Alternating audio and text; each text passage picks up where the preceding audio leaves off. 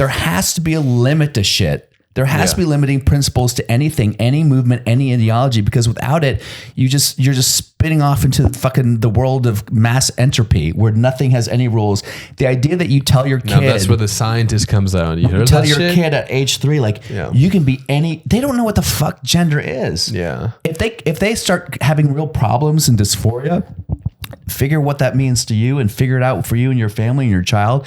But don't just say like, hey, guess what, little girl? You can be a boy if you want to. They don't know what that means. They just, is that what I should want? I had a friend who has a 10-year-old son who came home crying one time and said, Mom, don't let them make me into a girl. Whoa. That's just whatever you believe. You got to look at that and be like, okay. You know what I mean? Yeah. Let's at least have some guardrails on the movement. I think the issue, the movement is just like it brings, because it's something so new, so it brings a lot of issues with it. I just don't know. I really wonder how the next generation is going to see this whole thing, because we're in such a big transitional period right now. Yeah. But when I saw Euphoria, a movie where one of the main characters is...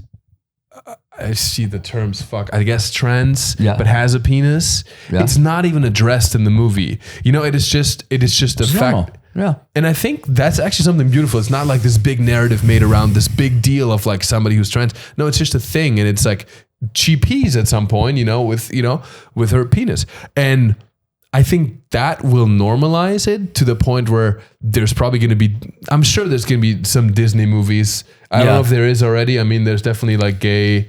Strange World just came out. I think it has like non-binary characters. Exactly. Yeah. Yeah. So I think there's like yes. All four. But we also have to look at some of the nuts and bolts shit. Yeah. Which is the fact that at the end of the day, and this applies to race, gender, everything, human beings are pretty much the same, right? Yeah. And unfortunately, that's not a good thing. It means we're motivated by the same selfish, self-motivating factors. Motivated by money, power, security, control, all this fucking shit. And that applies to fucking the founding fathers, white men, the patriarchy, and also trans people and women. And it doesn't fucking matter. Yeah. Human nature is the same for the history of the fucking world. Yeah. So my point being with that is that you're always going to have nefarious actors in any space.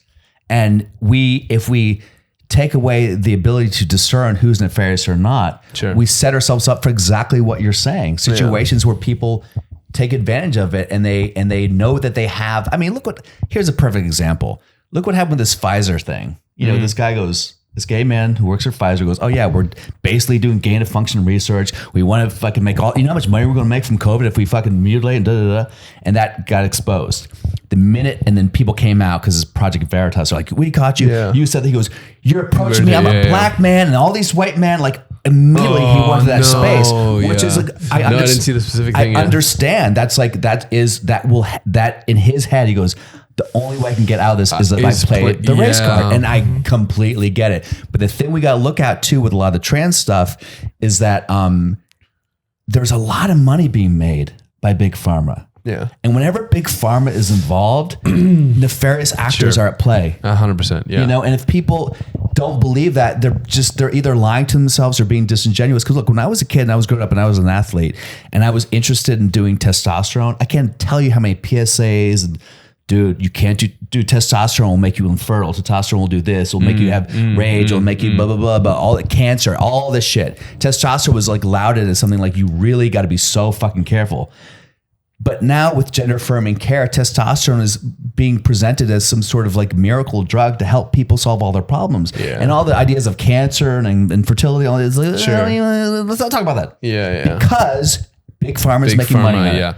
And people just got to at least wake up to that. No, and then that's a big, I mean, that's one of the big things that I, on a fundamental level, also disagree with like how a lot of things, not just in America, like is just run. It's like the pharma prioritizing. Like I've done a lot of research on like psychedelics lately. I know some Netflix show like How to Change Your Mind. Oh, I read the book. It's amazing. I mean, it's just insane to see how something that is scientifically had so much potential was completely shut down. Amazing. And things that are, like the whole SR, like the whole pharma industry, like things that make you addicted, Adderall, all these things they can make money with that are just a Band-Aid. There's no actual healing. Mm-hmm. is being heavily pushed, whereas Yes, like trauma therapy opioids, is of not course. Yeah. opioids exactly. And that's just so fucked up because it's not about making people healthy. It's about keeping people fucking sick. money and power Yeah. control, which is like, Yeah. I mean, these corporations are extension of they're the worst extension of human nature. Sure. Because they're all about maintaining their market share and their power control. And I don't think that you can't say big pharma is bad. You can't say everyone involved in big pharma is evil. But if what their motive is when they wake up in the morning is to make more money for their company, Yeah. it will inevitably lead down a road that becomes morally shaky at best. Sure. You know what I mean? Yeah.